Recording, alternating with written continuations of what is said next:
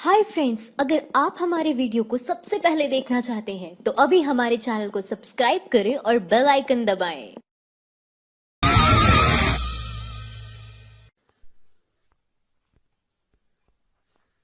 Sohrabuddin encounter case में अपने तर्कों को साबित करने में नाकाम रही सीबीआई कोर्ट। जी हां, सोहराबुद्दीन मामले में 22 आरोपियों को बरी करने वाली सीबीआई की विशेष अदालत ने इस मामले में कहा कि मुख्य जांच अधिकारी आरोपियों के अधिकार, आर्थिक और राजनीतिक लाभार्थी होने के तर्क को साबित करने में नाकाम रही है। इस बात को साबित करने के लिए कोई सबूत नहीं है कि सोहराबुद्दीन की हत्या के एवज में आरोपियों को राजनीतिक या आर्थिक लाभ मिला था।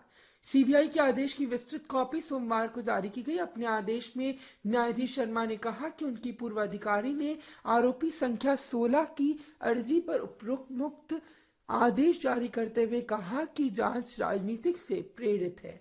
फैसले में कहा गया कि मेरे सामने पेश किए गए तमाम सबूतों और गवाहों के बयानों पर करीब से विचार करते हुए मुझे यह कहने में कोई हिचक नहीं है कि सीबीआई जैसा एक शीर्ष जांच एजेंसी के पास एक पूर्व निर्धारित सिद्धांत और पटकथा थी जिसका मकसद राजनीतिक नेताओं को फंसाना था। कोर्ट ने यह भी कहा कि गवाहों के शुरुआती बयानों में राजनीतिक षड्यंत्र की बात नहीं थी, मगर फिर सालों बाद षड्यंत्र की बात आ गई। सीबीआई ऐसे किसी भी षड्यंत्र के होने की बात को साबित करने में नाकाम रही। कोर्ट ने यह भी कहा कि गवाहों को प्रलोभन देने की बात भी नहीं साबित हो सकी। कोर्ट ने कहा कि ऐसी परिस्थिति में आरोपियों को बरी करने के अलावा उनके पास कोई भी चारा नहीं था। कोर्ट ने कहा कि गुरुवार को गुजरात, राजस्थान और आंध्र प्रदेश के जूनियर लेवल पुलिस अधिकारी अपनी ड्यूटी निभा रहे थे और चार्जशीट दाखिल करने से पहले धारा 195 के बाद दो और चार्जशीट दाखिल करने के से पहले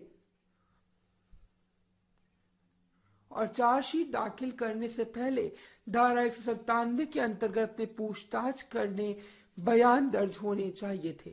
गौरतलब है कि 3 लोग हैदराबाद में एक बस में महाराष्ट्र की सांगली लौट रहे थे, जिन्हें 22-23 नवंबर 2005 की रात एक पुलिस टीम ने कथित तौर पर हिरासत में ले लिया। दंपत्ति को वाहन में ले जलाया जबकि प्रजापति को दूसरे वाहन में जलाया गया।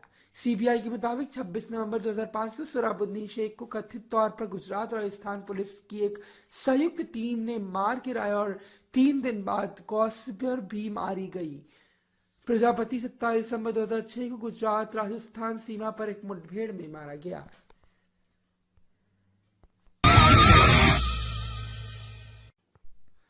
आज की अगली बड़ी खबर आ रही है, सोनिया गांधी और राहुल के बचाव में उतरे पूर्व रक्षा मंत्री, कही यह बात। जी हां, अगस्ता वेस्टलैंड हेलीकॉप्टर घोटाले के बिचौलिए क्रिश्चियन मिशेल द्वारा ईडी की पूछताछ में मिसेस गांधी का नाम लिए जाने के बाद मोदी सरकार पर लगातार हमलावर हैं। अब पूर्व रक्षा मंत्री ए.के. एंटनी, यूपीए अध्यक्ष राहुल गांधी की मां सोनिया गांधी और कांग्रेस अध्यक्ष राहुल गांधी के बचाव में उतरे हैं।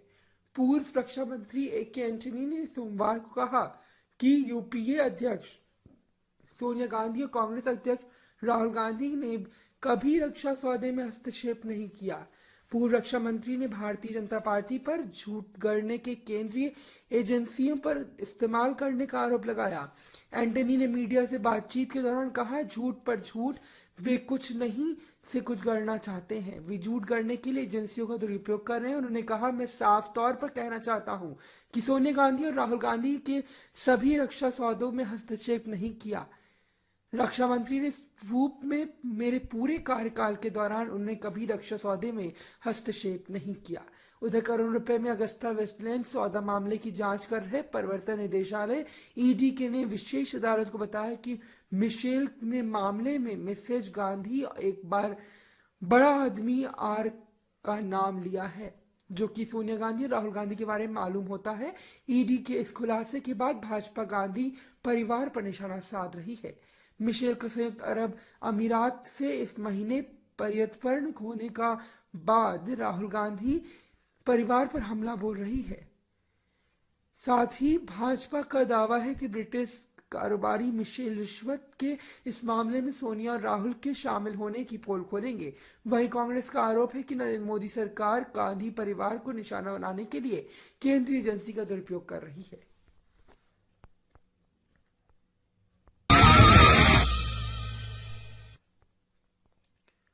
सपा बसपा में गठबंधन को लेकर आया बड़ा बयान, चुनाव के लिए बनेगा महागठबंधन।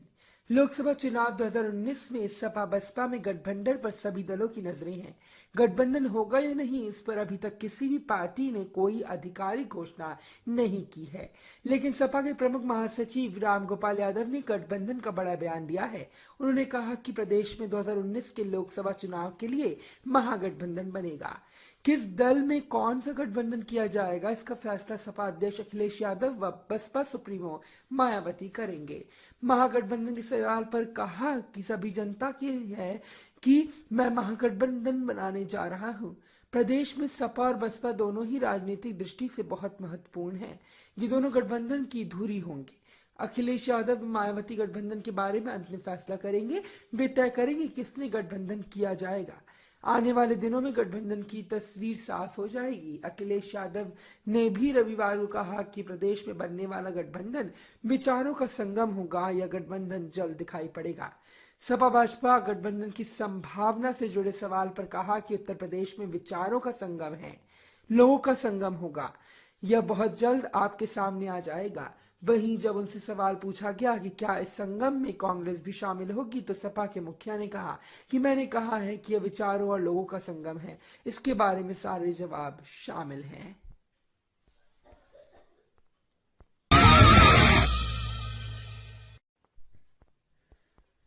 आज की बड़ी खबर, पूर्व बीजेपी नेता सावित्रीबाई फूले का योगी आदित्यनाथ पर निशाना।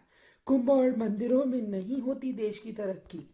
जी हां, उत्तर प्रदेश सरकार पर सोमवार को निशाना साधते हुए पूर्व बीजेपी नेता और सांसद सावित्रीबाई फूले ने कहा कि कुंभ और मंदिरों से देश की तरक्की नहीं होगी, इसके लिए संविधान का पालन करना होगा। फूले ने कहा, एक और जहां एससी और आदिवासी अपने अधिकार और रोजगार के लिए लड़ रहे हैं, वहीं उत्तर प्रदेश सरकार कुंभ और मेलों के नाम पर करोड़ों रुपए खर्च कर रही है। उन्होंने साथ ही कहा कि एससी, आदिवासी और मुस्लिम समुदाय को क्यों मंदिर या कुंभ खाना दे सकता है।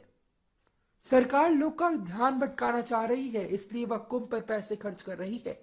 देश मंदिर या भगवान द्वारा नहीं चलाए जा सकते, यह संविधान से चलता है। कानून व्यवस्था पर सीएम योगी आदित्यनाथ की आलोचना करते हुए फूले ने कहा, उत्तर प्रदेश में कानून एवं स्वास्थ्य व्यवस्था की तरह पूरी चरम सीमा पर है। उत्तर प्रदेश के मुख्यमंत्री ने शासन चलाने की क्षमता नहीं है, वह कई खबरों में साबित हो चुका है। बता दें कि 6 दिसंबर को भाजपा पर समाज का बांटने का आरोप लगाते हुए इस्तीफा दे दिया। साल 2014 में लोकसभा चुनाव में सावित्रीबाई फूले ने बहराइच सीट से चुनाव लड़ा था। गौरतलब है कि भाजपा ने इस्तीफा देने के बाद से फूले लगातार पीएम मोदी और भाजपा सरकार पर निशाना साध रही हैं। हाल ही में उन्होंने कहा कि देश को आरएसएस चला रहा है। फूले ने कहा, जब वह भाजपा में थी तो उन्हें लोकसभा के अंदर अपने मन की बात बोलने नहीं दी जा सकती थी। कई मंत्रियों, सांसदों और आरएसएस प्रमुख द्वारा सुनने को मिलता कि राष्ट्र निर्माता भारत रत्न बाबा साहेब द्वारा लिखे गए संविधान को बदला जाएगा। उन्होंने कहा कि आरक्षण समाप्त करने की बात हो रही है। दिल्ली के जंतर मंतर पर संविधान की प्रीतियां को जलाया जा रहा है। हम आपका हक मांगेंगे नहीं, बल्कि छीन लेंगे। साथ ही फूले ने कहा कि पिछले कई साल से वह भारतीय समाज और आरक्षण बचाने के लिए सामाजिक आंदोलन कर रही हैं, जिससे समाज के पिछले वर्ग, दलित वर्ग और अल्पसंख्यक समाज को सामाजिक न्याय मिल सकता है। आज की अगली बड़ी खबर, खड़गे ने स्वीकारी जेटली की चुनौती, बोले राफेल पर बहस के दिन और तारीख बताओ। जी हां, अगस्ता वेस्टलैंड वीवीआईपी हेलीकॉप्टर मामले में सत्ताधारी भारतीय जनता पार्टी के हमलों के बीच कांग्रेस पार्टी बुधवार को संसद में राफेल मामले पर बहस के लिए जाजी हो रही है। केंद्रीय वित्त मंत्री अरुण जेटली ने कांग्रेस की चुनौती दी थी कि पार्टी राफेल पर बहस करे तो वे झूठ के बेनकाम कर देंगे। जेटली की इस चुनौती को स्वीकार करते हुए लोकसभा में कांग्रेस संसदीय दल के नेता मल्लिकार्जुन खड़गे ने कहा कि जेटली जी ने चुनौती दी है, हम 2 जनवरी यानी बुधवार को बहस के लिए तैयार हैं, आप समय तय कर दीजिए। कांग्रेस नेता मल्लिकार्जुन खड़गे ने यह टिप्पणी सोमवार को लोकसभा के वित्त वर्ष 18-19 के लिए अनुपूरक अनुदान मांगों की दूसरी खेप में 85,948.86 करोड़ रुपए के सकल अतिरिक्त व्यय को मंजूरी मिलने के बाद की।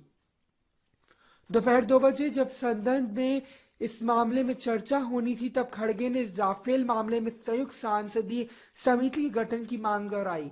जी हां, जिसके जवाब में केंद्रीय वित्त मंत्री अरुण जेटली ने कहा अब चर्चा शुरू कीजिए, सरकार जवाब देने के लिए तैयार है। जेटली ने कहा ये साबित कर देंगे कि राफेल मामले में कांग्रेस झूठ फैला रही है। इस पर खड़गे ने कहा कि जेटली जी चुनौती दे दी है, हम 2 जनवरी यानी बुधवार को बहस के लिए तैयार हैं, समय दे दीजिए। साथ ही इसके बाद खड़गे ने लोकसभा की स्पीकर सुमित्रा महाजन को याद दिलाया और बहस के लिए समय की मांग की। इसके जवाब में महाजन ने कहा वे समय पर निर्णय लेंगी, लेकिन खड़गे फौरन दिन और समय प्राप्त नहीं कर सकते। इसके पहले दिन में कांग्रेस ने राफेल डील में कथित घोटालों पर मामला लोकसभा में उठाया, जिस पर सत्ता पक्ष की तरफ से तीखी प्रतिक्रिया आई और कि विपक्ष को इस मुद्दों पर बहस से भागना नहीं चाहिए। बता दें कि कांग्रेस सांसद शीतकालीन सत्र की शुरुआत से ही राफेल मामले की जांच जेपीसी के कराने की मांग कर रहे हैं। शून्यकाल के दौरान पार्टी के संसद सदस्य वेल में हाथों में प्लेकार्ड लिए हुए घुसे और नारे लगाने लगे। मामले को उठाते हुए मल्लिकार्जुन खड़गे ने आरोप लगाया कि इस डील में घोटाला हुआ है और सरकार से पूछा कि विमान की कीमत क्यों नहीं बताई जा रही। उन्होंने जेपीसी जांच की मांग की। इस बीच बीजेपी की तरफ से भी शोर शराबा होता रहा। खड़गे के जवाब में केंद्रीय गृह मंत्री राजनाथ सिंह ने कहा कि झूठ को बार बार दोहराने से वो सच नहीं बन जाता। उन्होंने कहा सरकार बहस के लिए तैयार है, लेकिन विपक्ष क्यों भाग रहा है। इस दौरान लोकसभा में यूपीए अध्यक्ष सोनिया गांधी मौजूद थीं। माइंड द न्यूज रूम की रिपोर्ट। Thank you for watching our video. अगर आपको हमारी वीडियो पसंद आई हो तो इसे लाइक जरूर करें और हमारे चैनल को सब्सक्राइब करना ना भूलें।